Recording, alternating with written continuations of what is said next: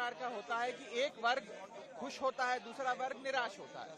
लेकिन ये कमाल का बजट इजाद किया गया है जिसमें लगभग इस देश का हर वर्ग निराश हुआ है, मात्र 2 व्यक्तियों को छोड़ के, नीतीश कुमार और चंद्रबाबू नायडू।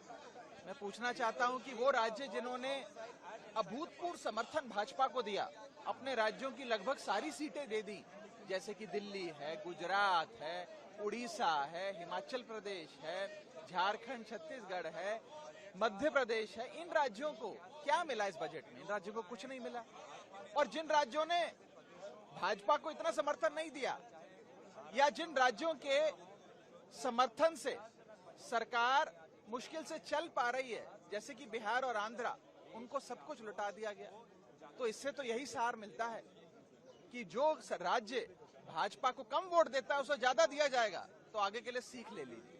और दूसरी चीज, जहां तक एक आम नागरिक की बात है, इसमें कोई दो राय नहीं है। आपका इकोनॉमिक सर्वे भी, CMI की रिपोर्ट भी, और जितने भी ये एजेंसीज हैं, इनकी जो भी सालाना रिपोर्ट्स आती हैं, साफ बताती हैं कि इस देश में आय तो बढ़ नहीं रही, लेकिन महंगाई बढ़ती जा रही है।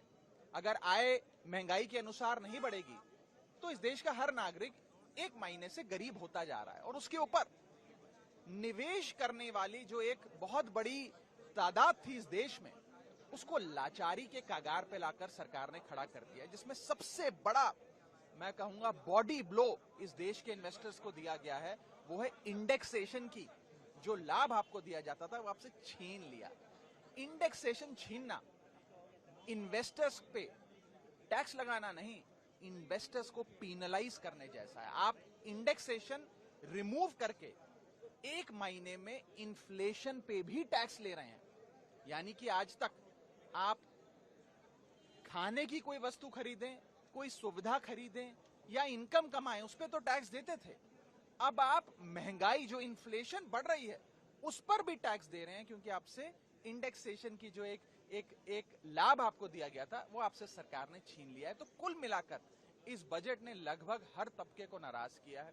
सर, दिल्ली के हिस्से में क्या है? दिल्ली के हिस्से में खास तौर पे, दिल्ली वो राज्य जो शेयर इन सेंट्रल टैक्सेस में लाखों करोड़ों रुपए केंद्र सरकार के खजाने में जमा कराता है, दिल्ली वाले जमा कराते हैं, उनका शेयर इन सेंट्रल टैक्सेस जो उन्हें मिलना चाहिए, उसके लिए कुछ भी नहीं मिला। वो 20 साल से जितनी राशि मिलती थी, करीब 350-400 करोड़ मिलती है, बस उतनी ही मिलती है। एक फूटी कौड़ी का भी इजाफा उसमें नहीं किया गया।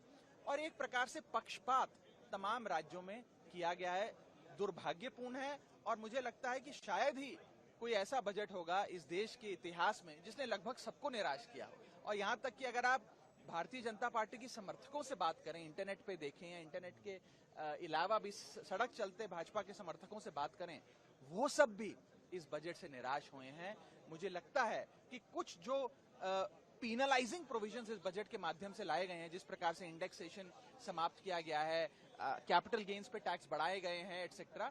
हर न्यूज अपडेट के लिए डिस्क्रिप्शन बॉक्स में दिए हुए लिंक से ज्वाइन करें रॉयल बुलेटिन का व्हाट्सएप ग्रुप और पाएं हर खबर सबसे पहले अपने व्हाट्सएप पर। अपने आसपास की खबरों के लिए सब्सक्राइब करें रॉयल बुलेटिन और इस वीडियो पर कमेंट के जरिए अपनी राय देना ना भूलें।